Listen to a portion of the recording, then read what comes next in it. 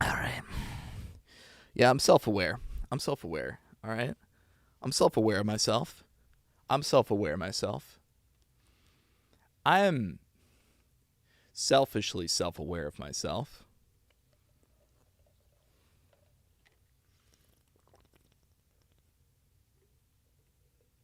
Personally.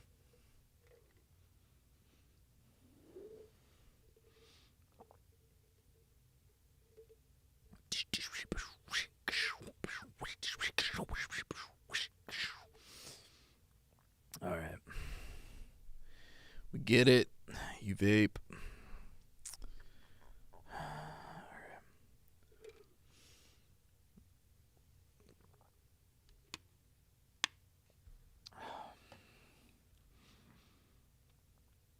Welcome back to the podcast, guys. Welcome back to the podcast. I'm your host, Derek Fullman, and I'm back at it live with another tearjerker coming at you with one of these. One of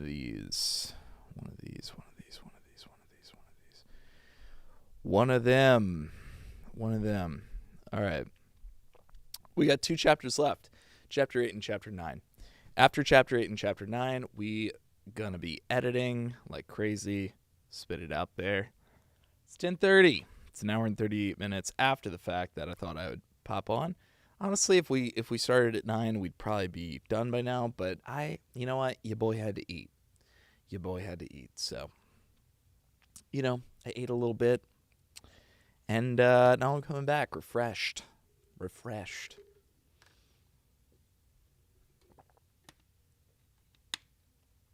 I had a little Morty meal. I had a nice little Morty meal. All right. Morty meals, they're back at McDonald's. Let me just make sure that this conclusion can be uploaded.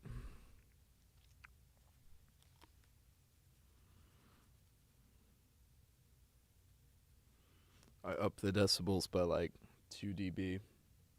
All right, so it looks good.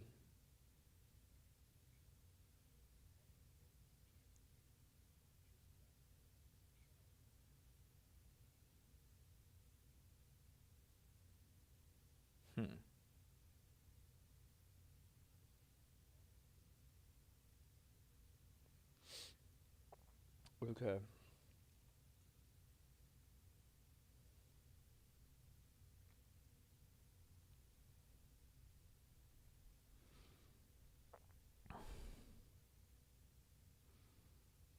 We gotta change everything.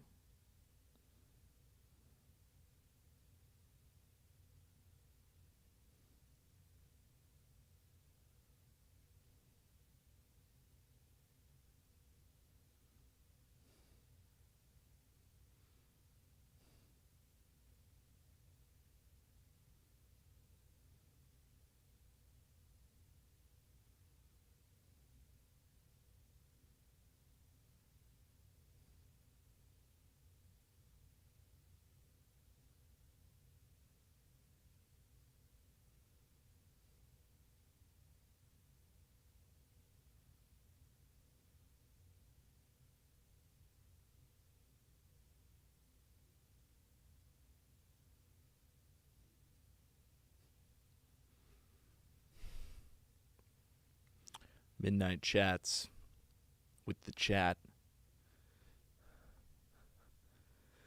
Ghostly tales from beyond the grave. Ghostly tales from beyond the grave. The grave. All right. I had to make sure I was not muted. Not muted. Because you never know. You never know when the man's trying to keep you down. I am but a floating head to tell the tale of Blackjack. I am the face of Blackjack. The Blackjack face. They call me Jackface, the Blackjack guy. The Blackjack person. They call me that. They've called me that for years. They said it to my face. And that's all I have. So honestly, I mean, they said it to my entire being. They really did. All right, guys. I am but a floating head. Telling the tale. Telling the tale.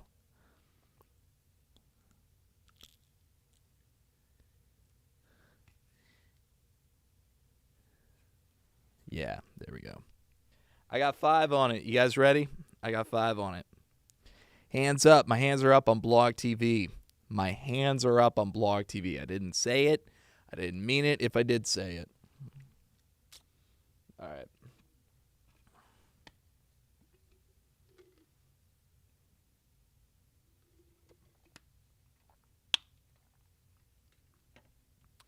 I could probably expand me too. If I have me like completely.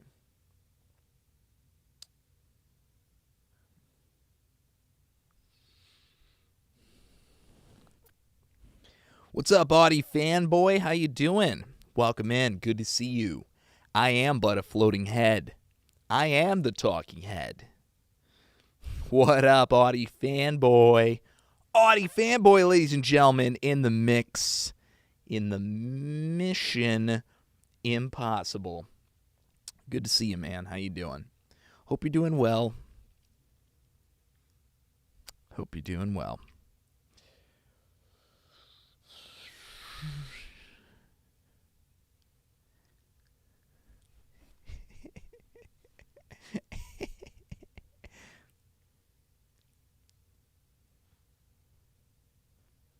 There we go.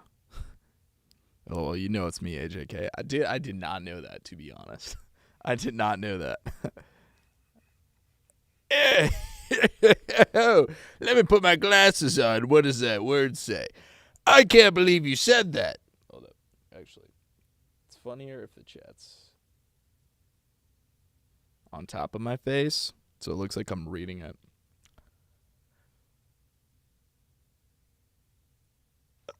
I don't know. My courage cowardly dog voice needs work. Muriel. Sorry, I was doing a warm up. Muriel. Yeah, no. I'll practice that in isolation. I'll practice that in the isolation tank. All right, what are we doing here today? What are we doing? All right, what are we doing? We are going to save it because that worked. We're going to go to BJCR, which stands for Blackjack Craps Recording. Not crap recording, craps recording. Craps recording. Come on, guys. That's the book that we're making. That's the book that we're making. I promise. I promise. Book 2.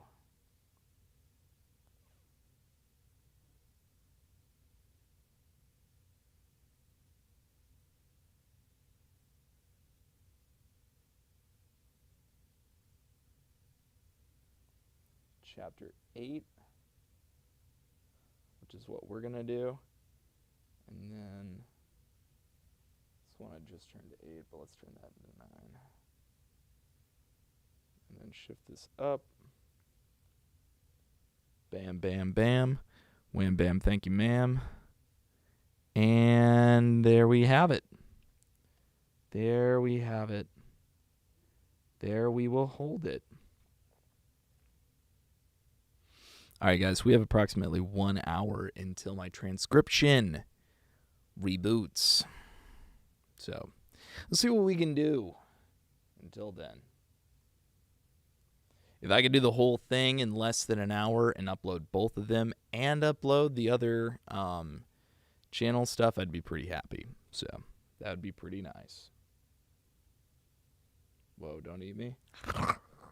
I have to. I must. It's in my nature. And the scorpion said, "It's in my nature. It's in my nature. So sorry. So very sorry." Let's go to Logic Pro. Properties, restart capture. Bam.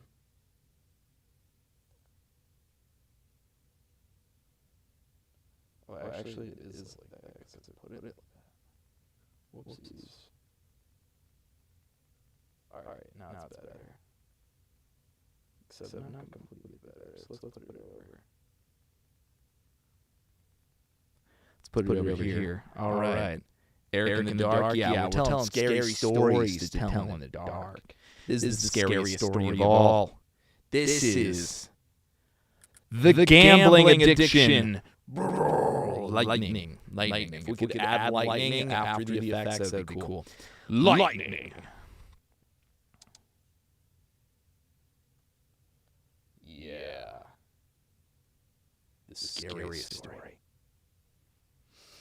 Chapter 8. Managing your bankroll.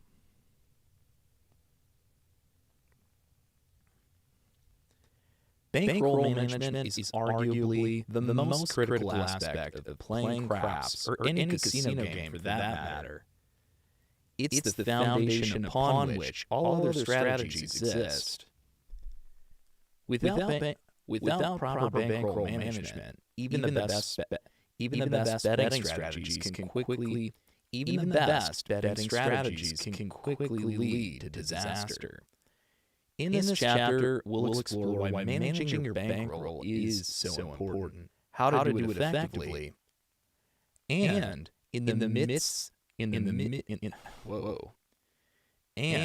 mindset required to stay disciplined at the craps table. The first step in effective bankroll management is setting a budget for your gambling session. Before you step foot in a casino or log into an online gambling site, determine how much money you're willing to risk. This amount should be something you're comfortable losing entirely, as there are no guarantees in gambling. Once you set your budget, stick to it. The temptation to chase losses or bet more than you planned, can be strong. Especially after a few wins or losses. But discipline is key. Discipline is key to long-term success. One common approach to managing your bankroll is to divide it into smaller portions for each section. For example, if you've allocated $500 for a weekend of craps, you might decide to use $100 per session, spreading your risk over multiple sessions rather than risking everything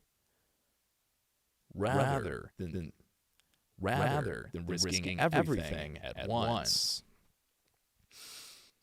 This method helps you avoid the emotional highs and lows that come with big swings. In your bankroll and allows you to enjoy the game over a longer period.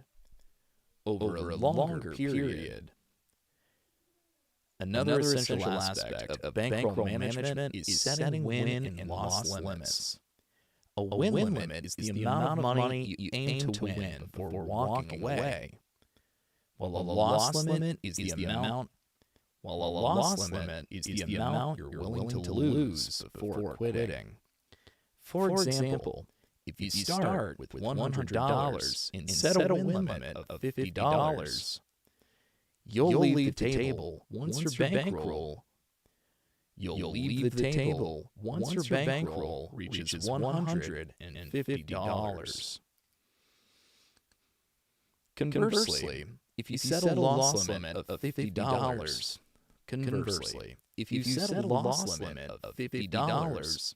you'll walk away if your bankroll drops to $50. By setting these limits, you protect yourself from the potential emotional roller coaster of gambling and ensure that you leave the table with some money in your pocket. Knowing when to walk away is just as important as knowing when to bet. Many players fall into the trap of trying to win back losses or continue betting at a big win. Continue betting after a big win in the hope of winning even more. However, this approach often leads to losing not only your winnings, but also your original bankroll. By sticking to your win and loss limits, you maintain control. You maintain control over your gambling and avoid the common pitfall of overextending yourself.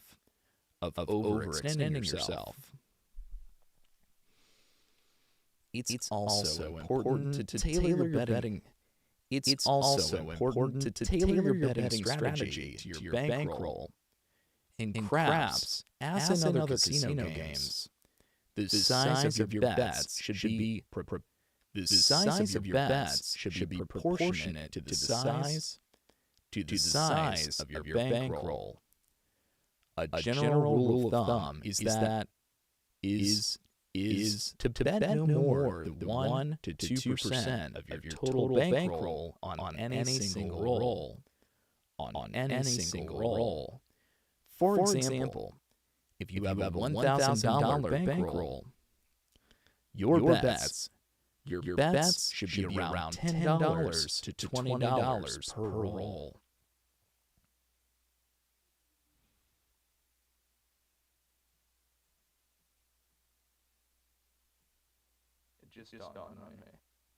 It just dawned on me at the very last moment that this is going to repeat it, so I'm so glad. I'm so glad I caught that.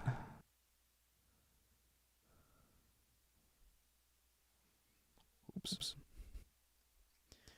This approach minimizes the risk of significant losses and allows you to stay in the game for longer.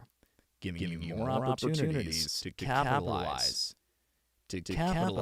on favorable rolls. Betting within your means also means avoiding the temptation to increase your bets recklessly after a win. Or in the heat of the moment. Progressive betting strategies. Where you increase your bets after a win or decrease them after a loss can be effective when used wisely. But they can also lead to significant losses. If not managed carefully. Stick to your predetermined betting limits and avoid the temptation to chase big wins with larger bets that your bankroll can't support.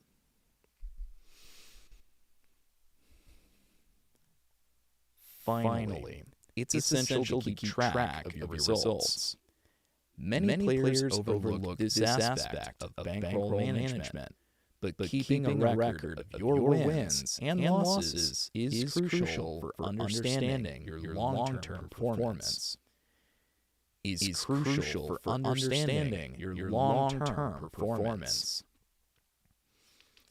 Tracking your results Tracking your results allows you to see patterns in your play, identify areas where you might need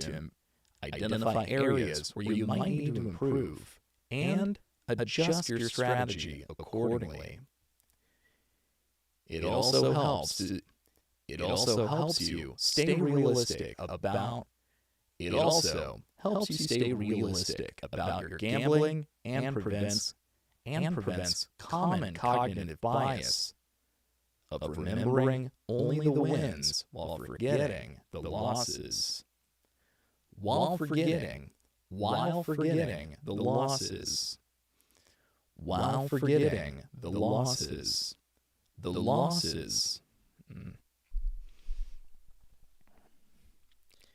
Effective bankroll management requires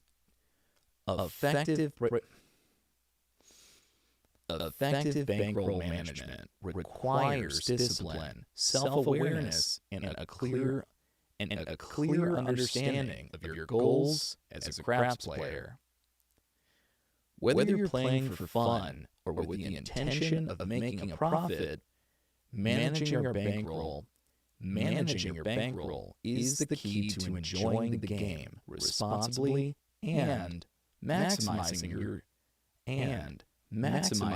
chances of success. Remember, the goal is not just to win, but to keep playing the game you love. But to keep playing the game you love without risking more than you can afford to lose.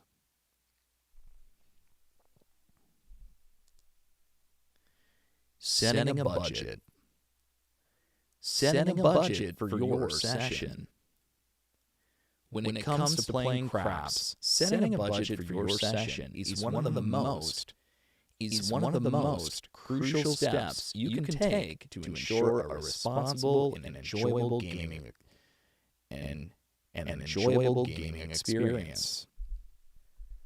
While the excitement of the casino floor or the convenience of online gambling can make it easy to lose track of your spending, having a clear budget helps you stay in control, manage your risk, and ultimately have more fun.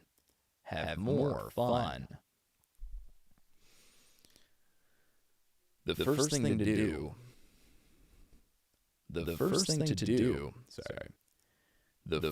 to understand about setting a budget is that it's not just about deciding how much money you're willing to spend. It's about defining your limits and sticking to them no matter how the game unfolds. This is where self-discipline becomes key. Whether you're playing for fun or aiming for a profit, your budget should be an amount of money that you're comfortable losing. It's essential to approach gambling with the mindset that there's no guarantee of winning, and your budget is the maximum you're prepared to part with during the session. To set an effective budget, start by considering your overall financial situation. Gambling should never interfere with your ability to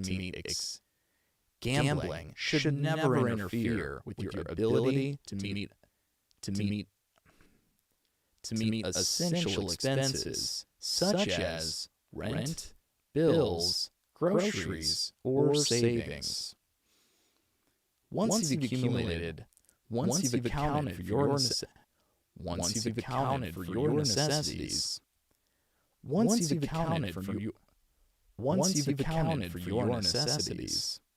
determine an amount that you can comfortably afford to lose. This amount should be discretionary income, money that won't affect your day-to-day life, money that won't affect your money that won't impact your day-to-day life. Your day-to-day life, if it's gone by the end of your gambling session. I'm actually so curious. Can I search on here?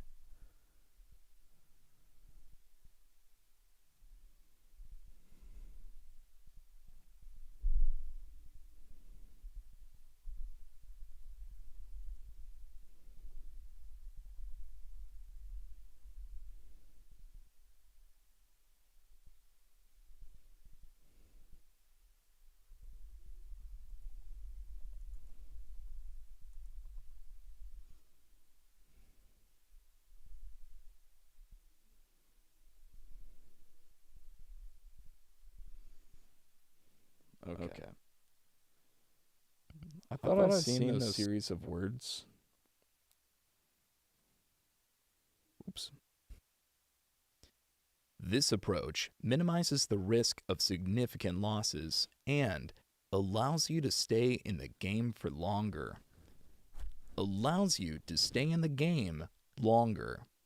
Giving you more opportunities to capitalize on favorable rolls. Betting within your means also means avoiding the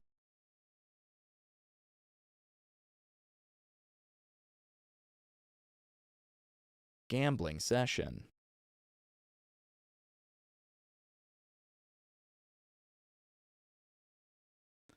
Hello, Lila. How you doing, Lila? Welcome in. Good to have you. We're telling spooky stories in the dark. We're telling spooky stories. Yeah, that's funny. It's like, it's making my mouth, it's capturing the color of my teeth and making that part of the background, making it look extra creepy. Ha ha ha ha.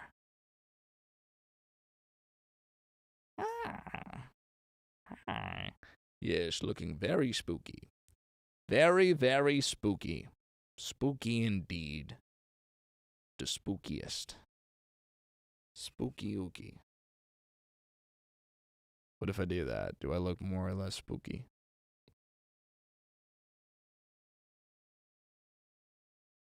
I just look tired.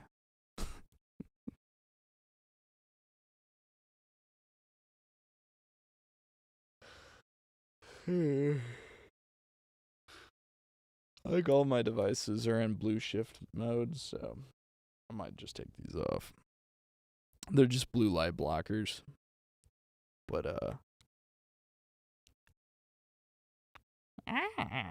yes.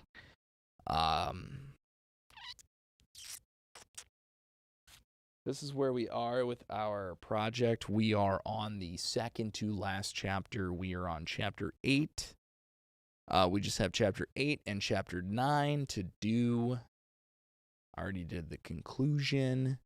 So then after that, we can probably fall asleep. But I'd like to get as much editing done as possible before that happens. But I'm so tired. I am so tired. Oh, we stayed up way too late and got up way too early for this. Whoops. I hope you're having a good night, Lila. I hope that you had a fun time at work as well. Let's see. Filters. Oh. On the wrong one. Filters.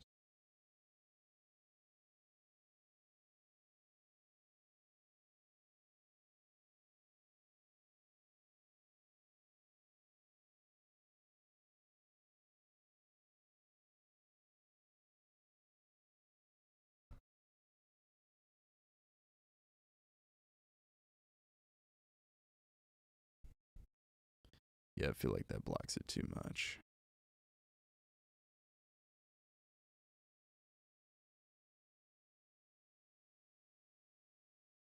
There we go. I feel like that's a good element.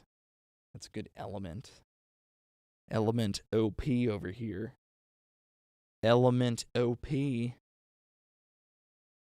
Yo.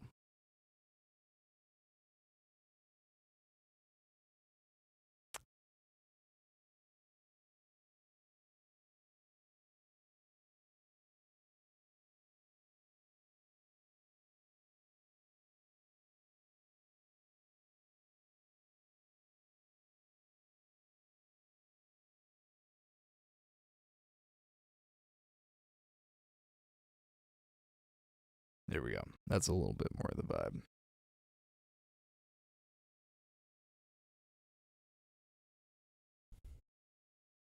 Yo, thank you so much.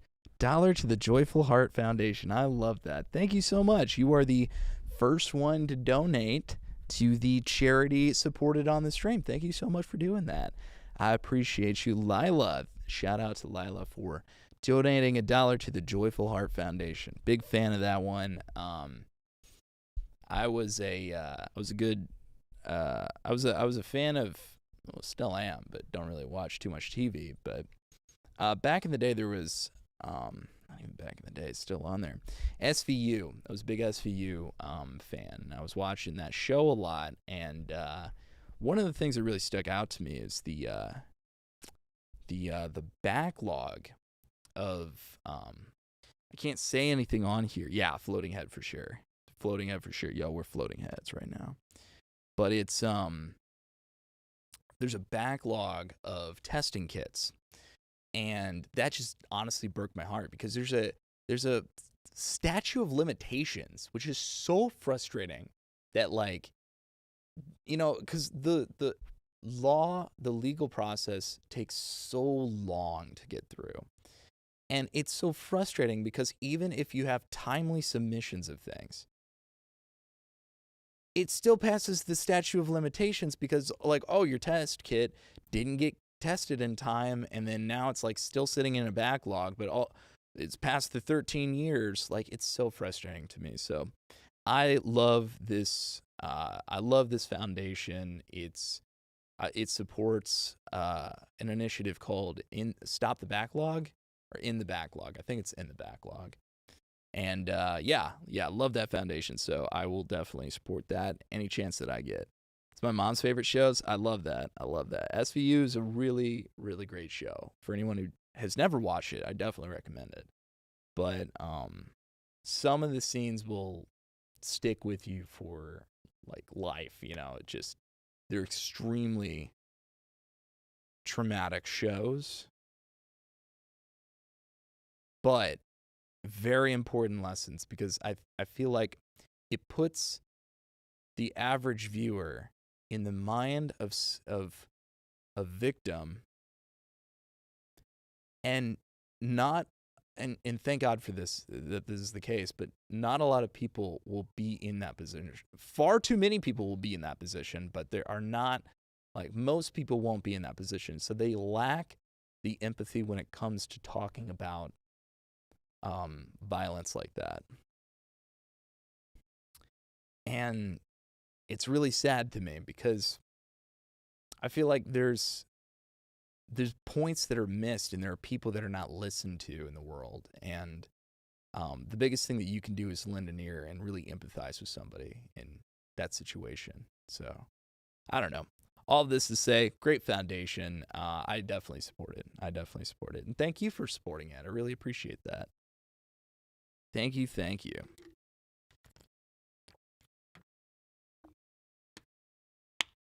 All right.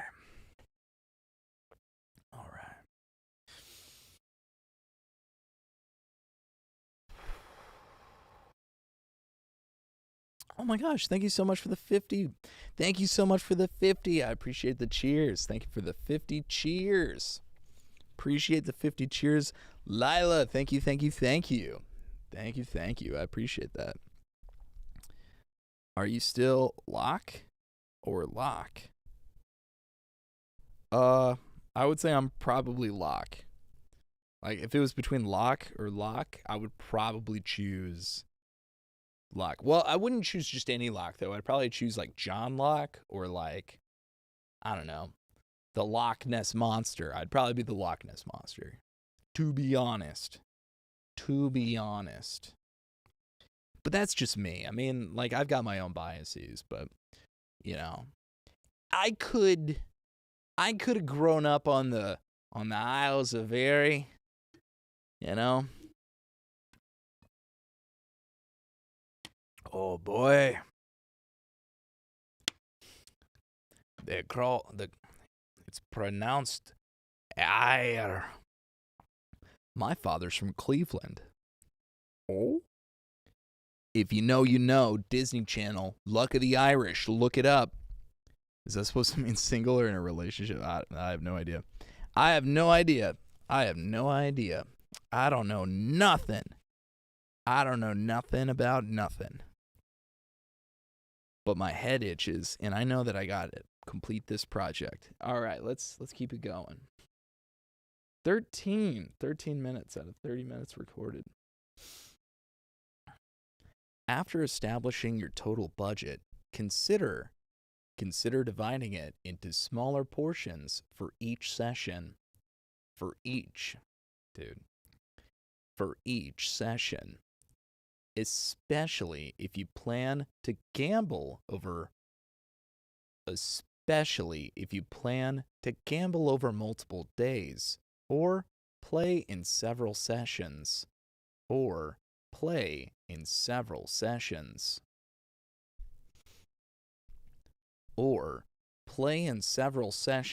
within a day. For example, if you've set aside $500 for a weekend of craps, you might decide to use $200 on a Friday night, $150 on a Saturday, $150 on a Saturday, and keep the remaining $150 and keep I don't know, there's phlegm going on. And keep the remaining $150 for Sunday. This approach not only helps to stretch your bankroll over a longer period, but also allows you to enjoy multiple gaming experiences. Also allows you to enjoy multiple gaming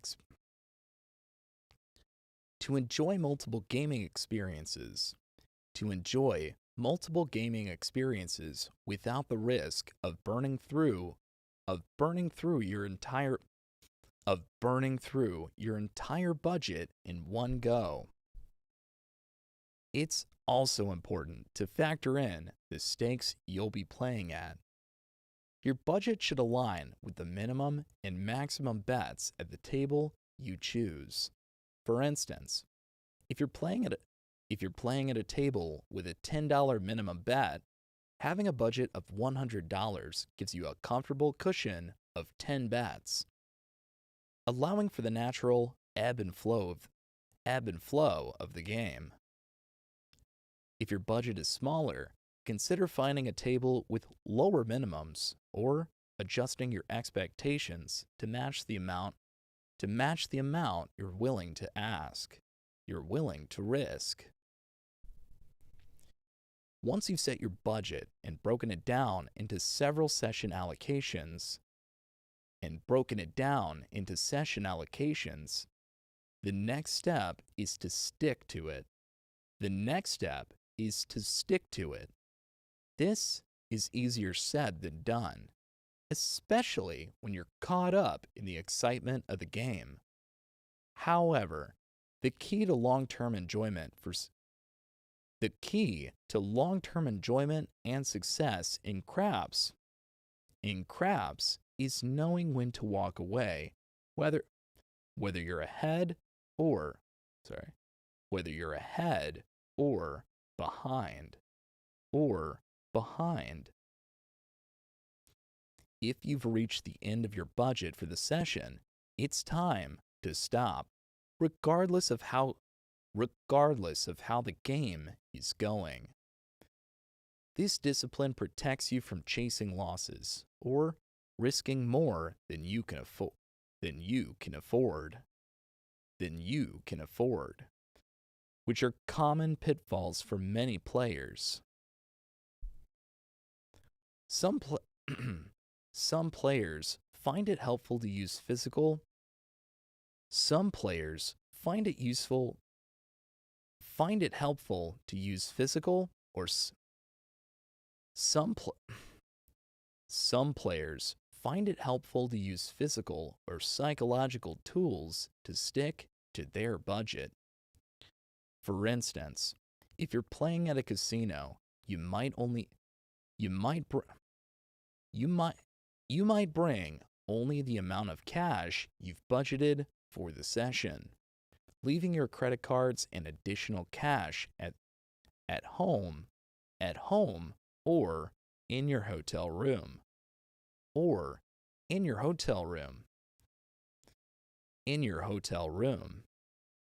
This way, you're physically limited to spending only what you've brought.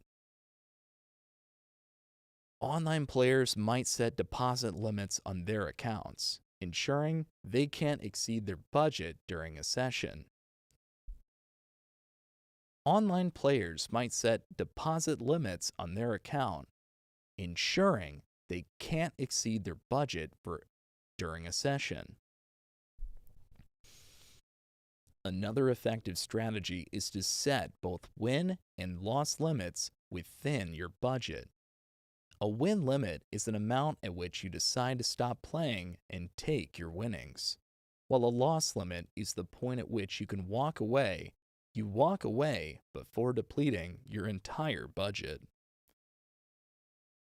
For example, if you have a $200 budget, you might decide to stop playing once you've won an additional $100, or if you've lost $100. This way, you protect some of your bankroll and avoid the temptation to keep playing.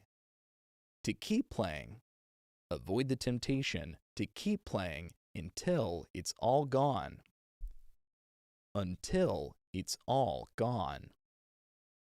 In the end, setting a budget for your craps session is about taking control of your gambling experience.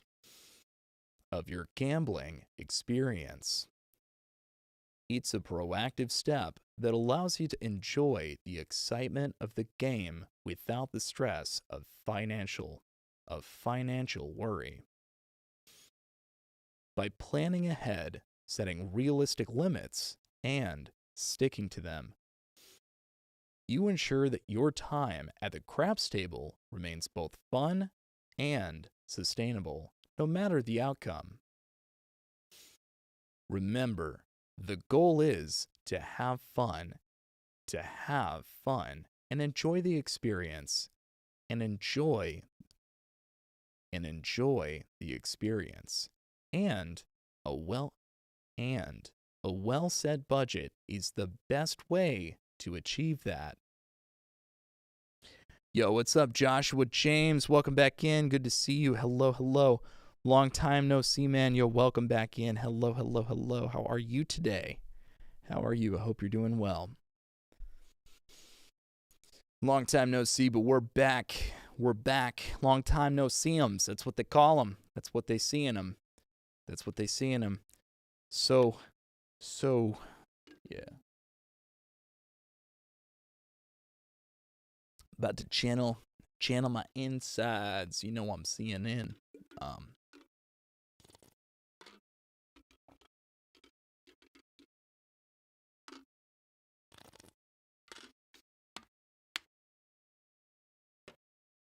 I hope you're doing well.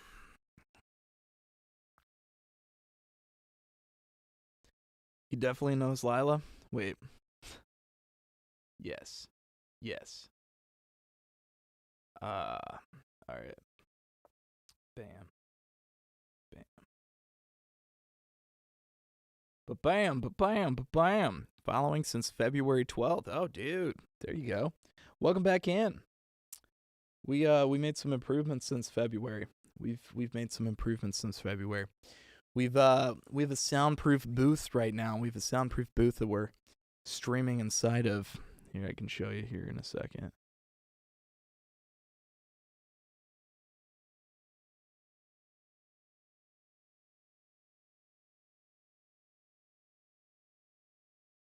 Yeah, you might be saying, Eric, your hoodie's inside out. And I tell you, no, sir. It's backwards. Don't get it twisted. Don't get it twisted. Yeah, we're just still up in the booth right now. We made some improvements. We have a microphone that kind of like sits up now. We have a microphone stand that brings it up to my level, and I can stand as I deliver. Stand and deliver. So we have that. We have a clip over on the side of the booth, so that kind of keeps up the camera over here. I got a couple shelves here for like my audio interface, so happy to have that. If it can focus.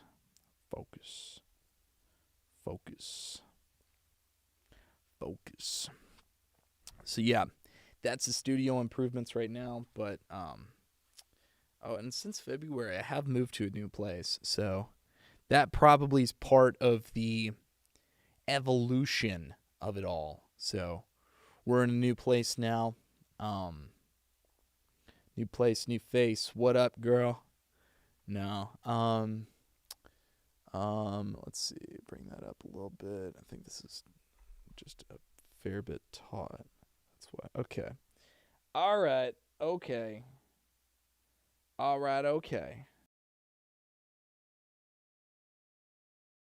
Where were we?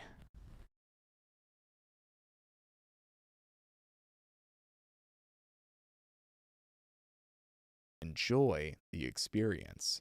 And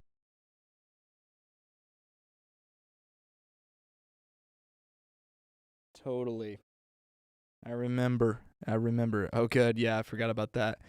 Yeah, we just moved into this place a few months ago, and it's got a basement and everything. It's got a lot of space, so really glad about that since I'm paying like the same amount for the additional space. We love it. Also, we can be super loud because we have a house, so no neighbors right next door, so that's cool. But I don't have that awesome view that I had, so kind of missing that. Apart from that, though, good place. Good place, though. Good place. It has its bugs for sure. It has its bugs, literally and figuratively. It's the basement's kind of crawling with creepy crawlers a little bit here and there. Found a centipede the other day. Found a little cockroach, little baby cockroach crawling around. Terrible things. But I mean, what do you expect? It's a basement, so it's got the creepy crawlies. So I'm constantly finding spiders down here. I'm like always creeped out. I like pat this thing down like crazy when I get inside of it. So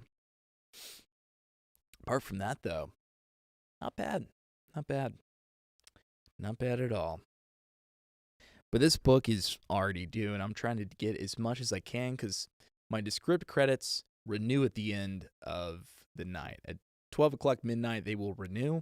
And so I'm trying to get as much recording in before that point so that Descript can use the most amount of its credits that it has. I've super underutilized it this month, so very sad about that. Knowing when to walk away. One of the most valuable skills a crafts player can develop is knowing when to walk away. It's a concept that applies not only to gambling, but to many aspects of life. Understanding when to step back, whether you're winning or losing,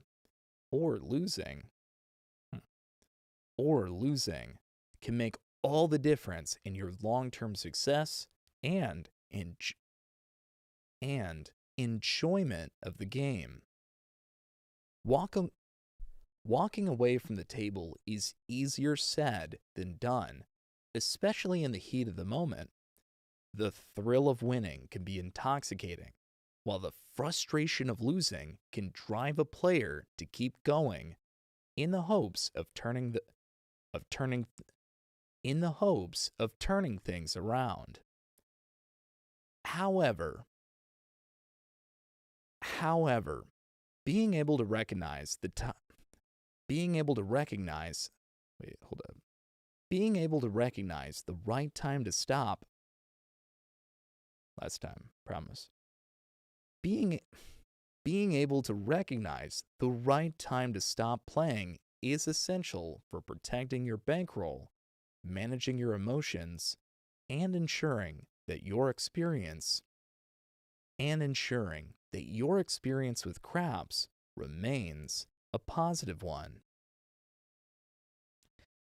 Nice to see you, man. I'm going to go now. Yo, Joshua James, thank you so much for popping in. I appreciate you. And maybe when we see you in another 6 months, we'll do a tremendous amount of evolution up until that point. I hope that I'm constantly improving and evolving and challenging myself as a broadcaster and always trying to be a better performer no matter where I go, no matter what I do. And I hope that I evolve the entertainment value of this every single time somebody comes back in and they say, oh my God, it's been 6 months, coming back in drastically different from what I've seen. That's all I want. And I really want to up the ante on those aspects of things here. So really looking forward to any feedback that you guys have. I really appreciate when you guys come in and have a fun time with it. So thank you. Thank you. Thank you. I appreciate you popping in, and thanks for the support. I appreciate you.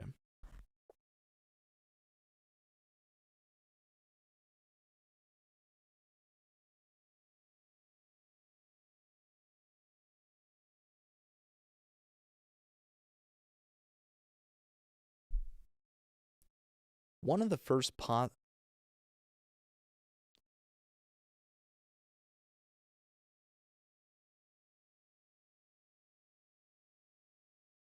and ensuring that your experience with craps remains. Okay. I just want to be doubly sure. One of the first indicators, it's one one of the first indicators that it's time to walk away is when you've reached your predetermined loss limit. Before you even start playing, it's crucial to decide how much money you're willing to lose during your session. The loss limit should be an amount you're comfortable with and can afford to lose without impacting your financial stability. Once you've hit that limit, no matter how you're tempted, no matter how tempted you might be to keep playing, it's time to call it a day. It's time to call it a day. Chasing losses is one of the most common mistakes gamblers make, and it often leads to even greater losses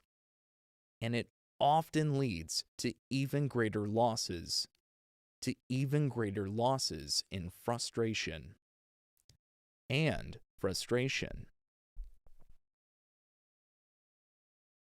On the flip side, knowing when to walk away when you're winning is just as important. It's easy to get caught up in a winning streak and feel like you're invincible.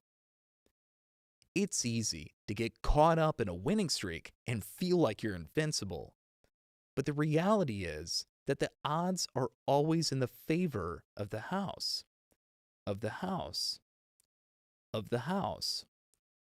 Setting a win limit, an amount at which you'll stop playing, An amount at which you'll stop playing and take your winnings is a smart way to ensure that you leave the table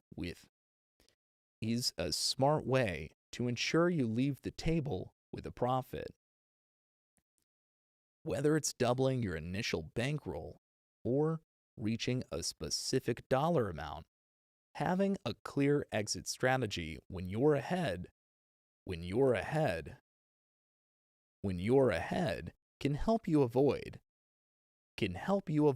the temptation to keep playing until your luck turns. Another factor to consider is your emotional state. Gambling is an emotional experience, and it's easy for those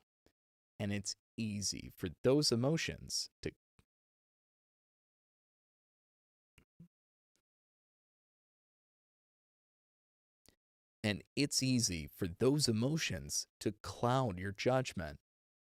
If you find yourself feeling overly frustrated, angry, or anxious, it's a sign that you're no longer in control of your decisions. It's a sign that you're no longer in control of your decisions. This is a good time to step away from the table and take a break. Similarly, if you're on a winning streak and start feeling overconfident or invincible, it's a good idea to pause and reassess your situation. Staying grounded and maintaining a clear head is key to making rational decisions and avoiding impulsive actions that could lead to losses.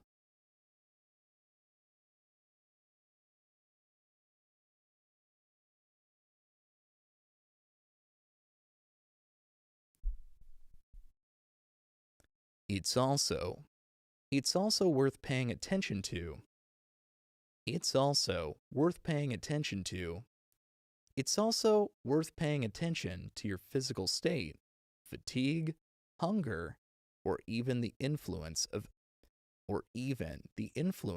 alcohol can impair your decision making and can lead to poor choices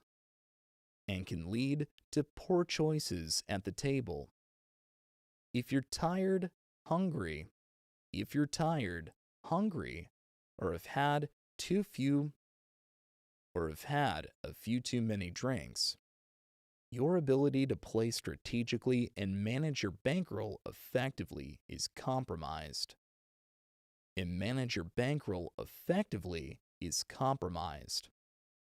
Recognize these signs and choosing to walk away before your play starts to suffer its recognizing these signs and choosing to walk away before your play starts to suffer is crucial for long-term success.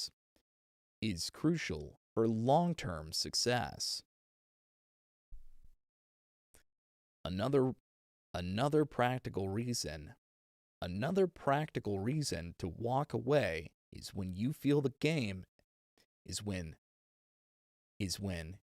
game is no longer enjoyable.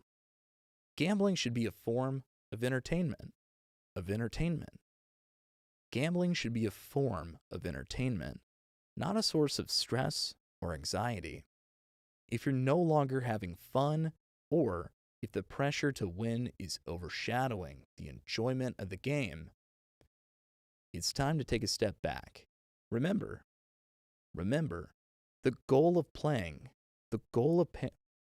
the goal of playing craps is to have a good time.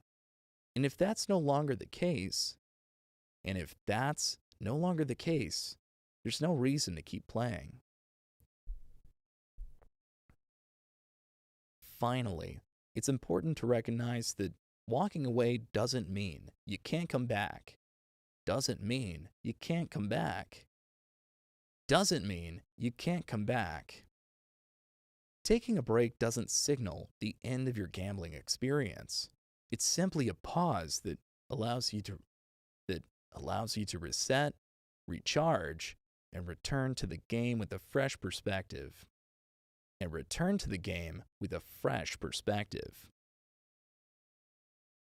Whether you decide to walk away,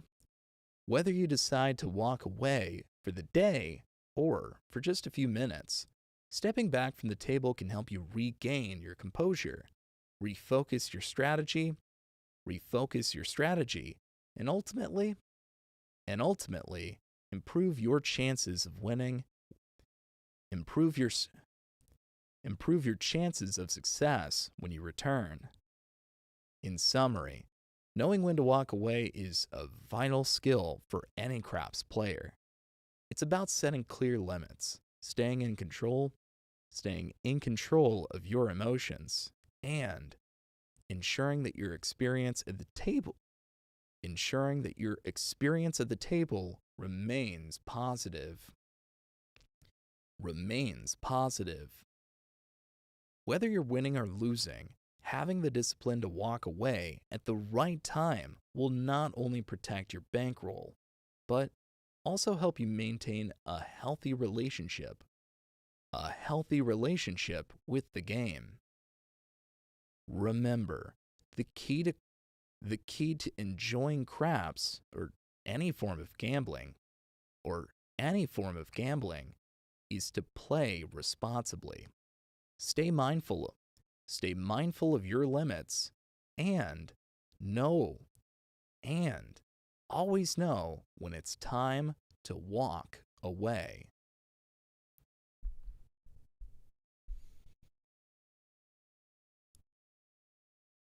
How to handle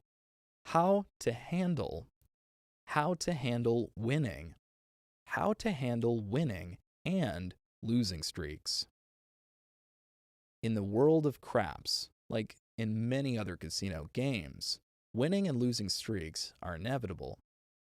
These streaks can be exhilarating when you're on a roll, or they can be frustrating and demoralizing when things aren't going your way.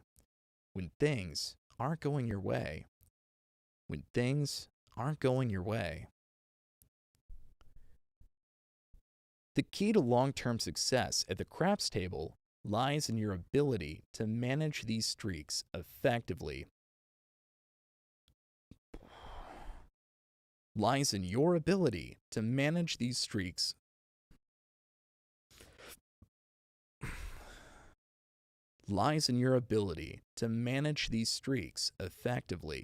Both psychologically and strategically. When you're on a winning streak, the temptation to ride the wave and keep pushing your luck is strong. It's a natural human response to believe that your current run of good fortune will continue indefinitely. However, it's essential to recognize that no winning streak lasts forever. And the odds will eventually catch up with you.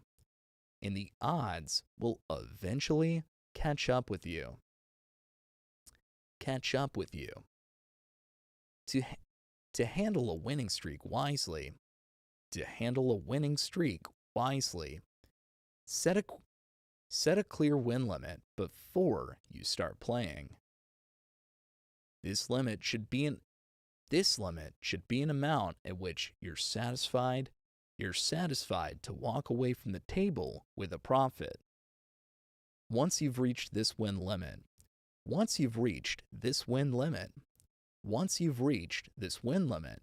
take a moment to evaluate your position.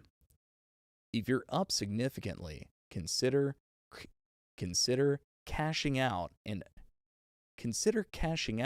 enjoying your winnings. If you decide to keep playing, Be mindful. Be mindful not to get overly aggressive with your bets. Be mindful to not get overly aggressive with your bets, as this can as this can quickly lead to losing your gains. It's also important to stay grounded during a winning streak. Overconfidence can cloud your judgment, leading you to make reckless bets or take unnecessary risks. Remind yourself that the odds are still in the house's favor and that your streak could end at any time. By maintaining a level-headed approach, you'll be better equipped to make rational decisions and protect your bankroll. On the other hand, losing streaks can be particularly challenging to navigate. When the dice aren't rolling in your favor, it's easy to become frustrated and start chasing your losses. This emotional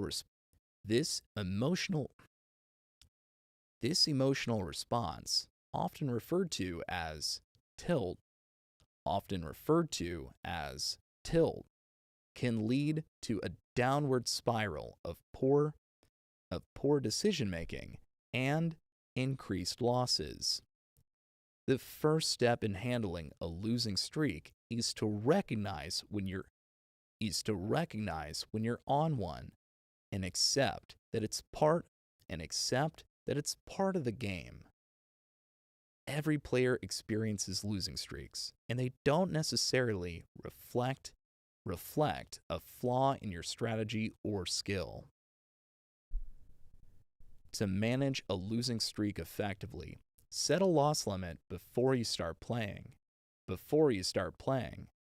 This limit should be an amount you're comfortable losing without it affecting your financial well-being or enjoyment of the game.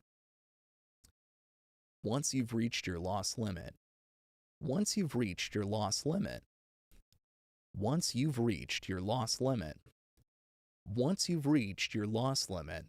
have the discipline to walk away from the table. No matter how tempted you might be to continue playing in hopes of turning things around.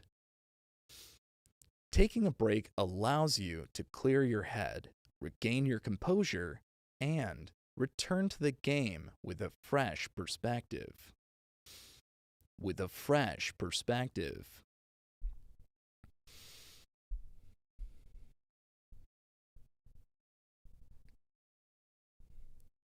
Another crucial aspect of handling losing streaks is to avoid increasing your bets in an attempt to recover your losses quickly. This strategy, known as the martingale system, can be dangerous. As it often leads to even more significant losses.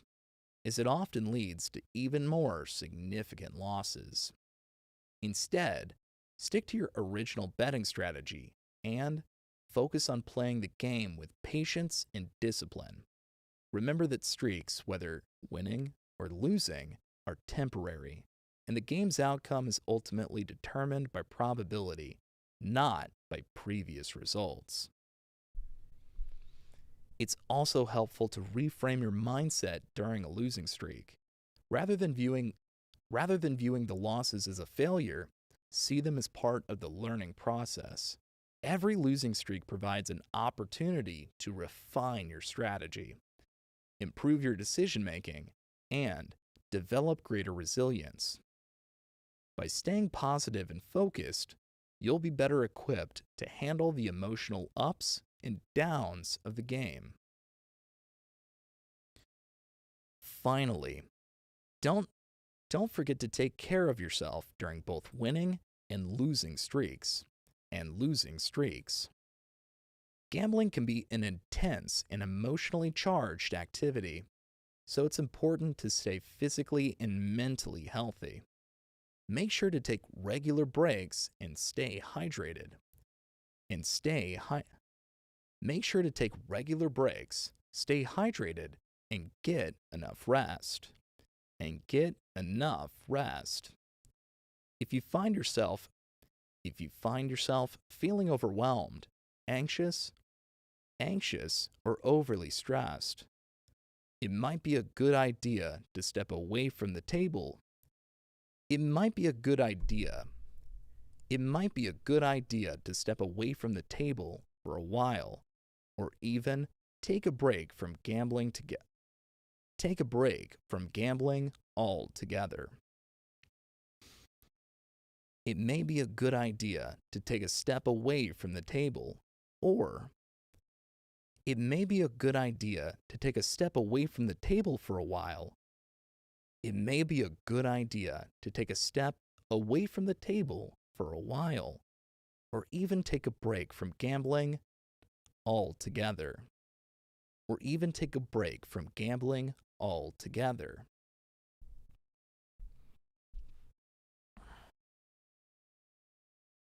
Jesus, 40 minutes. Oh, all right. All right. Okay. You guys can't see me down here, but I'm doing work.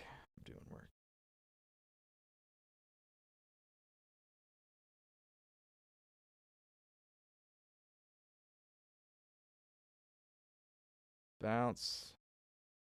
It's a wave. Bounce. 41. BJR. This is book 2. The script outsource. Book 2. Chapter 8. Wave.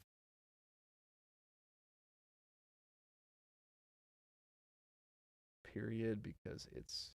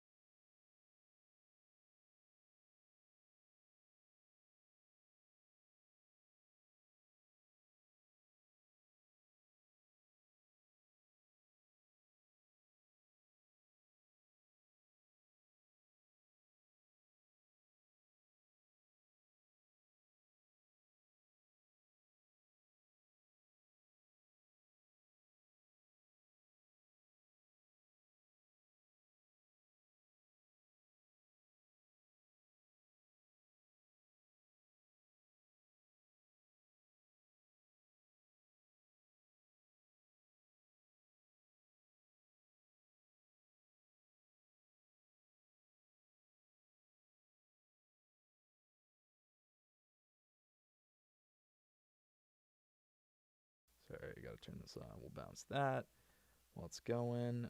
This is gonna ask who's speaking. My name is Eric Pullman. Hello. Prelude. Let's go ahead and save that.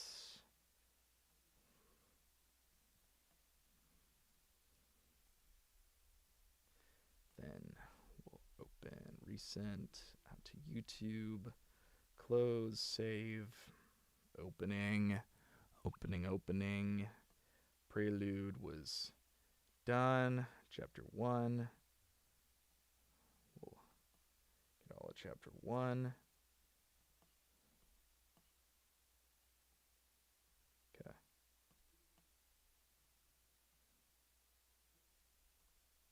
Okay. Solo, no internal mic. This is uncompressed wave. We'll bounce that 40 minutes. Okay.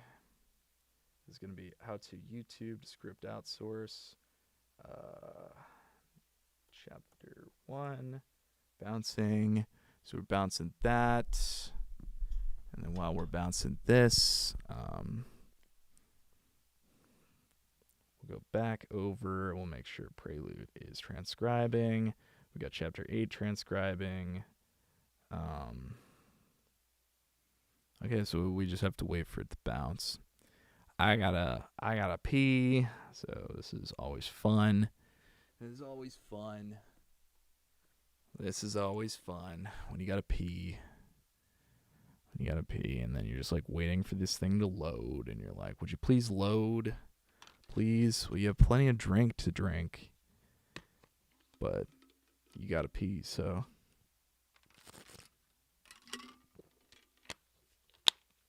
Is it really worth? Is it really worth? Is it Willie worth? Is it Billy worth? Is it silly worth?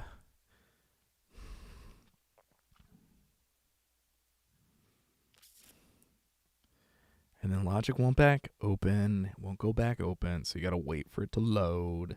And then this is how you know that it's probably done, so then you can mute that. And then you already did that. I'm gonna go ahead and unmute this. Well, actually, the forward should be pretty quick. Unmute, turn off the internal. Go to wave. This is, you are so right. Control U. Wave. Okay. This is script outsource, how to YouTube. And this is forward. That should be relatively quick, so we can just go ahead and upload that as well. That'll be nice. Order of operations here are good. And then chapter 2 I don't believe is done yet, but we will do as much as we can anyway. Yep, we got Control U over there. We got no internal monitoring. Solo that. Bounce this. Uncompressed. Okay. Chapter 2. And as that's loading, because it's a monstrosity, go back over and then download. We got how to YouTube to script outsource. We have forward. We'll open that. We have chapter 1. Open that. And then we'll leave this for chapter 2. So we have chapter 8, the one that we just did. We have Prelude.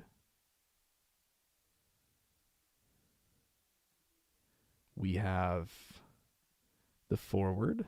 Speaker name is me. Hello. Chapter 1. Speaker name is me. Okay. Hello. And then this will be chapter 2. Once chapter 2 loads. It looks like we're about halfway there. See? No time to pee. No time to pee. If I took time to pee, I would be a goner. A lowly noob. I would be a lowly noob. A lowly newt. See, we're getting this all in by the end of the night. We are 8 minutes ahead of time. Let's just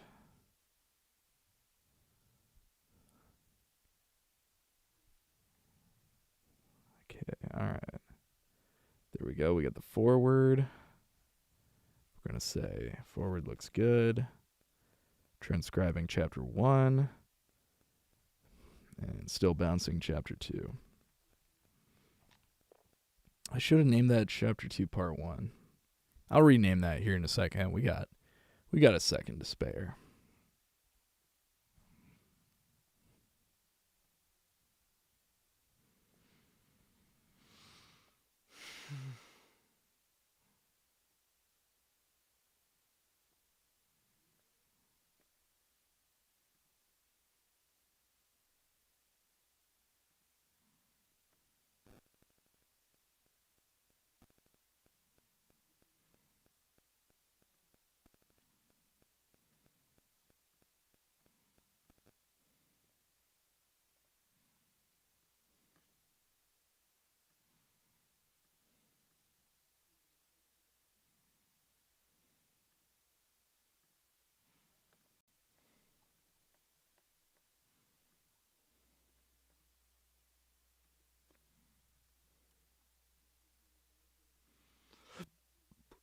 Okay. There we go.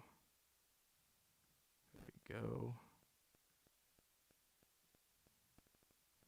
Nice. Detecting me. Done. Detecting me. Go. E.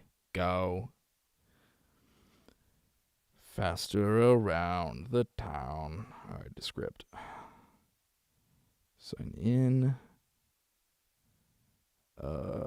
Let me just make sure there's no data that's being shared.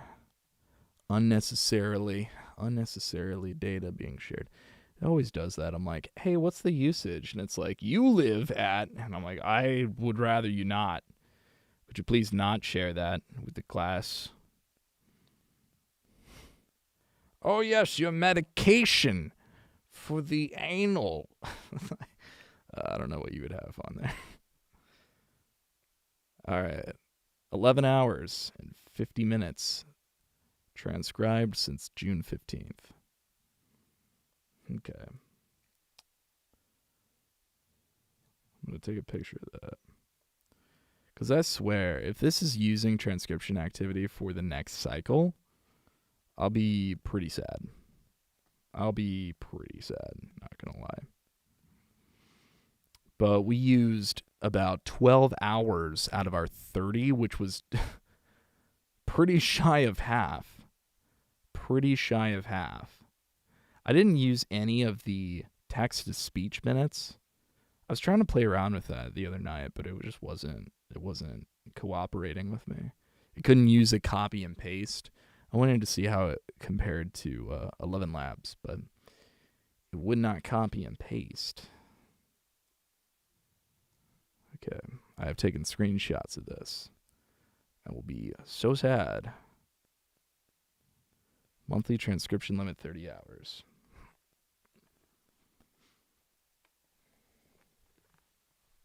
All right, well.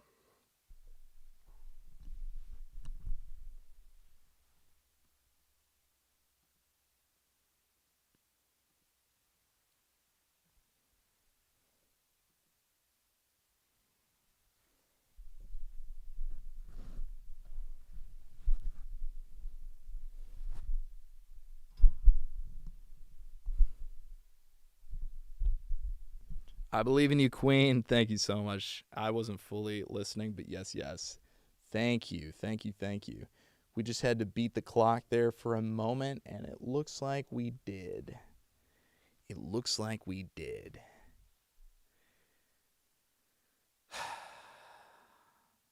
Possibly. This thing is taking a moment. Really taking a moment to transcribe, so. Got about 3 minutes left here.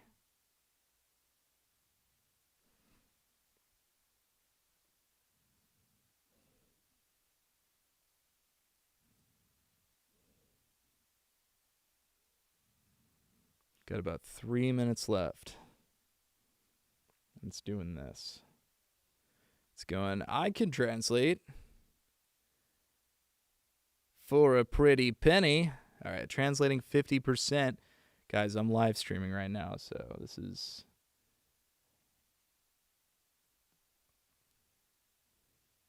Let me pull this down so you can see the... Oh, I wanted to show the time. But I guess it won't be showing the time. I guess it's time stamped anyway.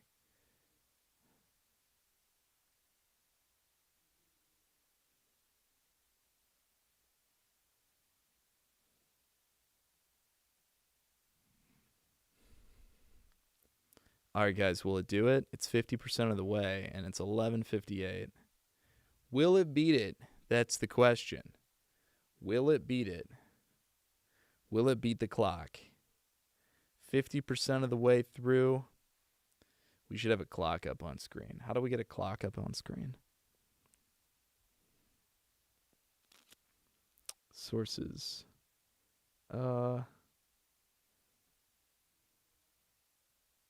Group, image, media source. Ooh, clock widget. There we go. Clock widget. Okay. All right. Here we go. Here's a countdown. We got 1 minute. 1 minute. Will it transcribe in 1 minute? That's the question. Come on, guys. Vote in chat now, whatever you think. I'm going to put a thing in the chat. Get ready. Wait.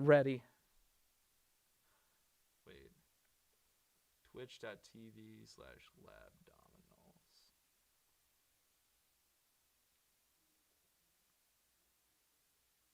Full faith. I love it. Hold up.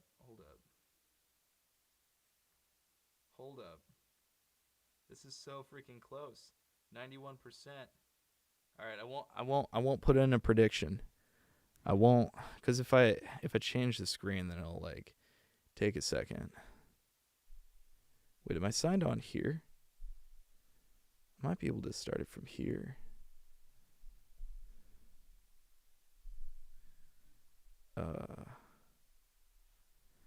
Oh man, we got 5 seconds. 5 seconds. 3, 2. Oh my God! Whoa! Hold up, guys! It was fully transcribed. Did you see it?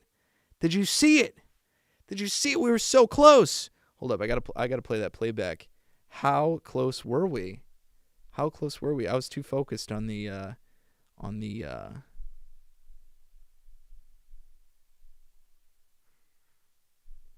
was too focused. To make it interesting. Dang it! So close. I could have made it most interesting if we had moderators in the chat. I could have said set a prediction, and they would have clicked set prediction. But I had to fumble, and I fumbled the bag. But guess what we didn't fumble? The transcription was totally done right before the end of the clock was shown on screen. We have video proof of it happening. My hands are up on Blog TV, okay? Descript. So if you come after me and you say you've used your transcription hours, I'm going to show you this video. I'm going to say, hey, look at the clock. No, I didn't. That was the clock at this time, Central Standard Time. Central Standard Time is GOAT. All right. Tell him who's boss. Yeah, where your mods at? Yeah, where are my mods at, honestly? You what up, Iz? Good to see you, Iz. Hello. Welcome in. I don't think I've seen you before, so hello. Wait. Yeah, I think that I'm not logged in on this, so that's my bad. Follow. And then enter the password for me. Dude, log in. Enter the password for me. Log in. Save login. Remember this device for 30 days. Enter in that. Submit. Okay. We sent a code to your mobile phone. All right. Let's go. Because I should be able to do a stream manager from here. That would be a lot better, actually. That'd be a lot better. All right. Well, I got to go to the bathroom real quick. And and catch a little bit of relief before we hit the last chapter, chapter 9, Understanding the House Edge. We are so freaking close, guys. We are so freaking close. All right, here we go. I've just been scrolling. Yo, I love it. I love it. Follower goal reached? Wait, did we really? Yo, were you our 80th? Were you our 80th? Thank you. Yeah. Yeah. Not only did we reach a transcription goal tonight, we hit a follower goal. Yo, Iz, thank you so much. I appreciate that. Thank you so much, Iz. Shout out to you, Iz. Shout out to you. I thought that I could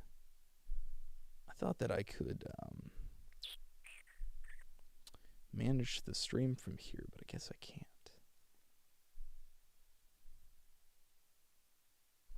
I can manage the sub profile. Oh, I gotta click on profile. I remember this. Oh man, dude, why is Twitch so hard to follow? Twitch, I am so sorry. I'm gonna get good at you one of these days, I swear. I'm gonna do right by you. All right, profile, chat appearance. Yeah, I'm not too worried about it. I'm just gonna keep it up. There. So what I'm gonna do is I'm gonna go to the bathroom real quick. Love you guys, and when we come back, we're gonna hit the last chapter of the book, and then we're gonna complete the project. For this half. Then we have to do a bunch of editing in the post modifications, but this part will be done. So very excited about that. Thank you. Stay tuned, and we'll be right back. Thank you.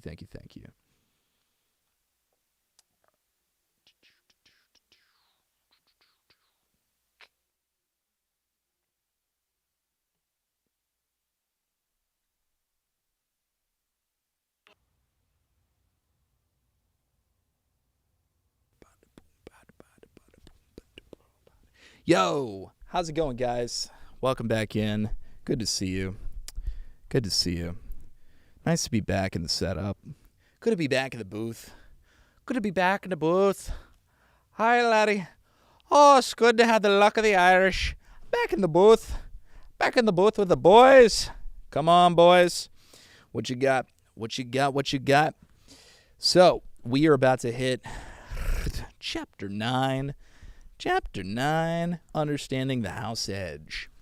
Understanding the frat house edge. No. All right, that's all we got. Chapter 9.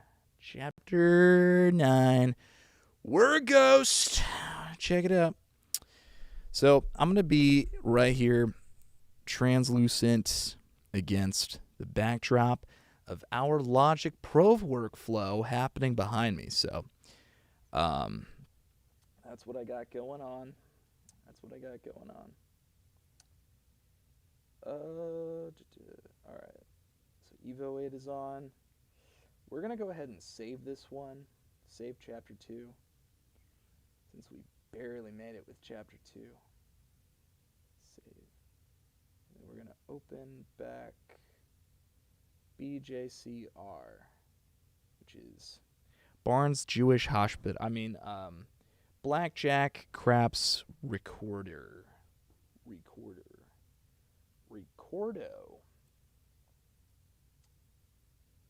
And we're back in the saddle, back up Schitt's Creek without a paddle.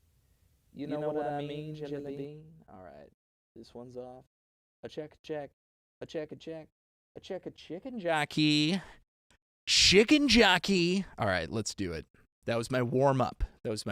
You guys thought I was being silly. It was a warm-up. Vocally, I did that for me.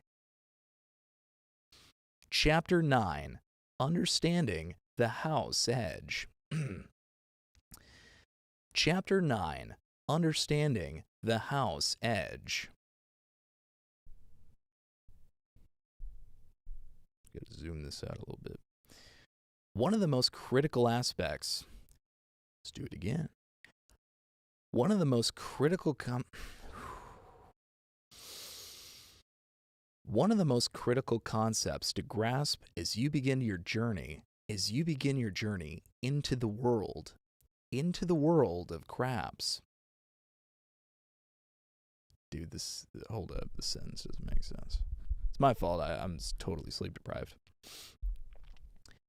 One of the most critical concepts to grasp as you begin your journey into the world of craps is the house edge. The house edge is the built-in advantage that the casino has over the players, ensuring that, over time, the casino will make a profit. Understanding how the house edge works on different bets can significantly influence your betting strategy and, ultimately, your success at the craps table. In craps, the house edge varies depending on the type of bet you place. Some bets offer better odds than others, meaning the house edge is lower, giving you a better chance of winning in the long run. Let's delve into the house edge on some of the most common craps bets.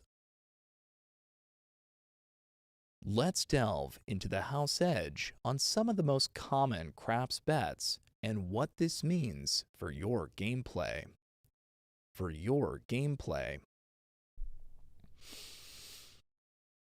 Pass line, and don't pass line bets. The pass line bet is one of the most popular.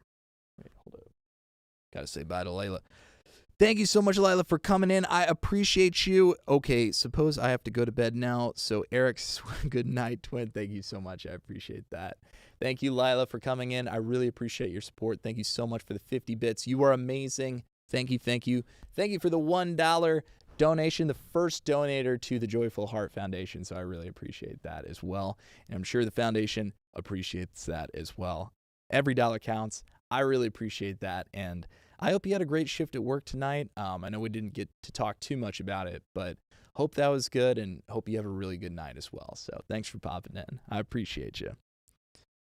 Good night, twin. Good night. Pass line and don't pass line bets. The pass line bet is one of the most popular and straightforward bets in craps. When you place a pass line bet, you're betting that the shooter will roll a 7 or 11 on the come out roll, which results in an immediate win. I want to have that, I want it to be powerful. Which results in an immediate win. If the shooter rolls a 2, 3, or 12, you lose. If any other number is rolled. All right, guys, full disclosure. I have read this exact same sentence, I shit you not, 3 or 4 times. So if I blaze past some of this, it's because the listener to this audiobook has heard this already 3 or 4 times. So me saying it with such emphasis doesn't make sense at this part of the book. If you've made it to chapter 9, you've obviously listened to chapters 2 and 3, which both have this in there. So I'm just going to go as fast as I can through this because this is already information that they should know by this point. This is the fundamental of the game. You don't have to explain the fundamental structure, how the game works, in the last chapter of the book. I don't know. I digress. If the shooter rolls a 2, 3, or 12, you lose. Let me go all the way from the back. When you place a pass line when you place a pass line bet, you're betting that the shooter will roll a 7 or 11. You're betting that the shooter will roll a 7 or 11 on the come out roll, which results in an immediate win. If the shooter rolls a 2, 3, or 12, you lose. If any other number is rolled, 4, 5, 6, 8, 9, or 10, that number becomes the point, and the shooter must roll the point again before rolling a 7 to win the bet.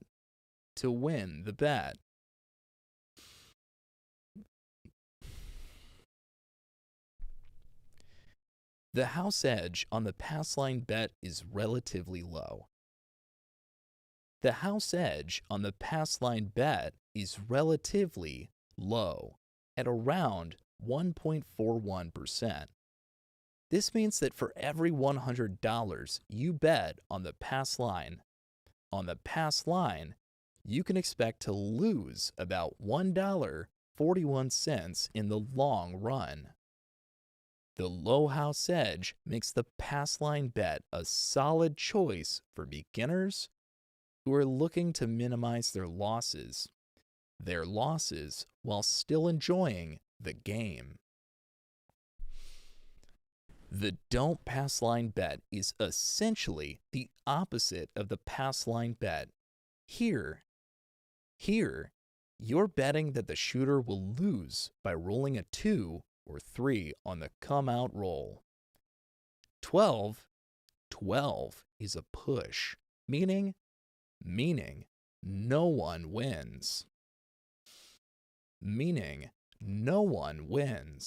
Ugh, something going on in the back right there. Meaning no one wins.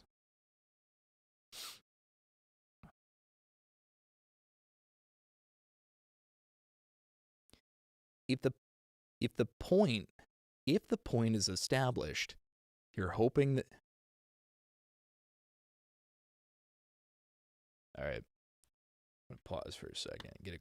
Get a little drink.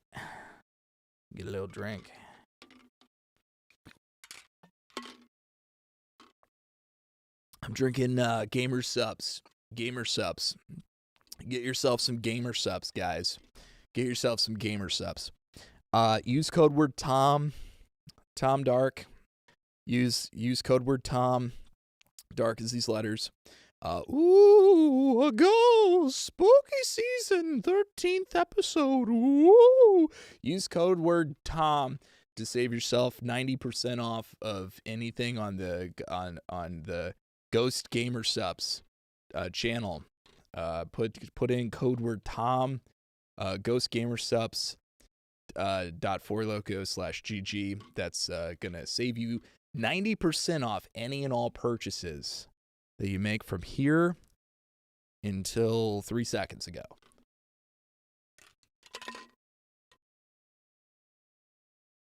Thanks for coming in. All right.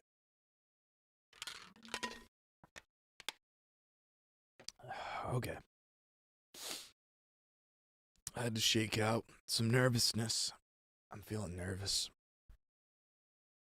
Okay. All right, we're good. Guys, don't clip this next part, okay? Don't clip this.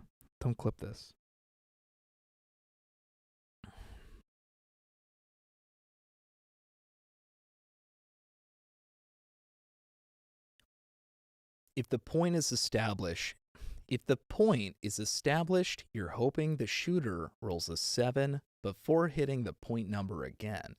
The house edge on the don't pass line bet is even lower than the pass line bet at about 1.36%. This slight advantage makes it another smart bet for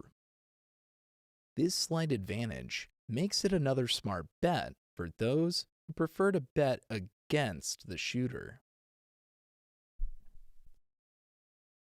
Come and don't come bets.